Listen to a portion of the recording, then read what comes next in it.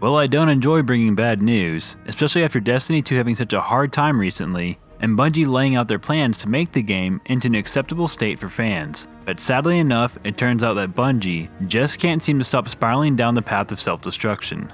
I'm still not playing the game, as I'm still boycotting it until I see massive changes that exist in the game and not simply in word form. But it turns out from the Destiny community that Bungie has now botched the latest faction rally in Destiny 2.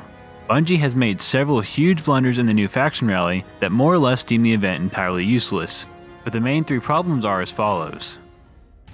First, in order to prevent speed farming of faction tokens that can be turned in for gear, Bungie has implemented a global lockout where after 2 lost sector chests are opened, a 10-minute cooldown timer will be activated in which additional lost sectors will not give out tokens. Limiting the amount of tokens players can earn makes sense to a degree, but there is no reason for this lockout to occur in the game, when there is already an event-wide limit on how many total engrams you can earn in a week, and there are milestones that require players to clear multiple lost sectors for the event. Second, the anti-token farming lockout is not only limited to lost sectors, as players have also been reporting that it affects public events, and that after 1 or 2 events tokens stop being given out. This one was reportedly unintentional by Bungie, and does not affect all players, but it has still been aggravating to those affected. 3. Now this one is probably one of the most insulting of all, but there are no new guns to earn from the faction rally, except for 1 or 2 from turning in tokens for faction engrams.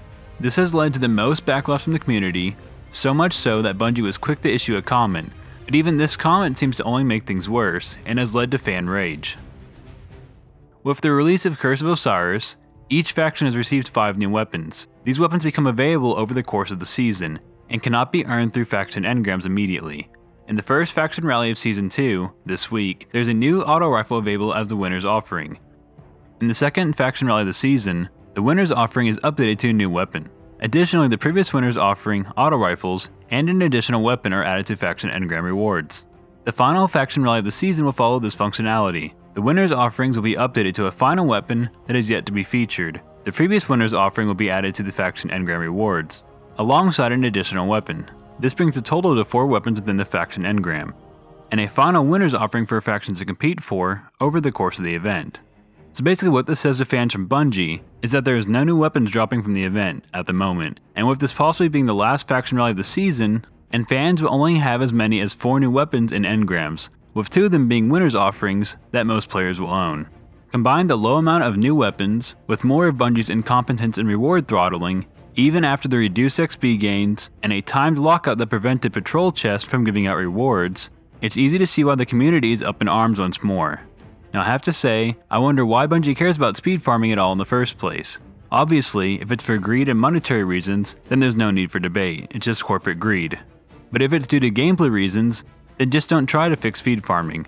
There really is no need for another cap, especially since there's already a cap on how many engrams you can obtain in a week.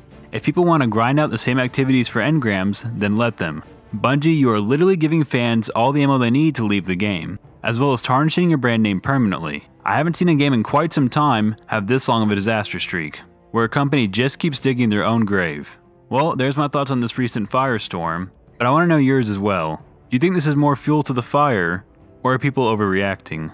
Let me know in the comments below, and as always, if you like this video and you want to see more like it, be sure to leave a like and hit that subscribe button, and I'll see you guys on the next Shepard Gaming video. Kilo Salai.